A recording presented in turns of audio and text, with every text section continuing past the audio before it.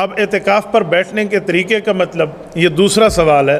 اعتکاف بیٹھنے کے لیے آپ 20 رمضان المبارک کے روزے کی افطاری مسجد میں کریں گے۔ آپ کو غروب آفتاب مسجد میں ملے، کیونکہ شمسی کیلنڈر کے مطابق رات 12 بجے تاریخ تبدیل ہوتی ہے، قمری کیلنڈر کے مطابق چاند کی ترتیب کے مطابق غروب آفتاب پہ، سورج کے غروب ہونے پہ تاریخ تبدیل ہو جاتی ہے۔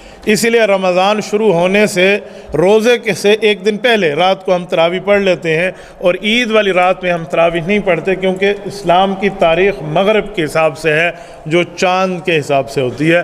تو اسی لیے 20ویں روزے کی افطاری سے پہلے آپ مسجد پہنچ آئیں تو یہ اعتکاف آپ کو شروع ہو جائے گا۔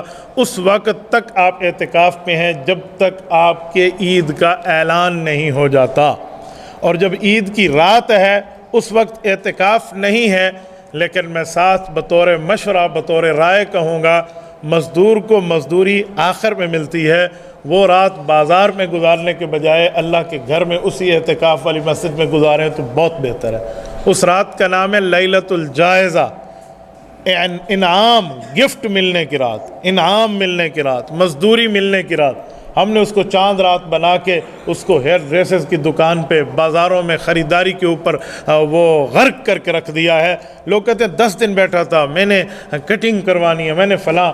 تو بھائی کٹنگ کے لیے کسی آپ نائی سے کوئی کچھ ٹائم بات کر کے بھی تو آ سکتے ہیں، اپنے تھوڑا سا وقت وہاں لگا کر باقی وقت مسجد میں لگا دیں۔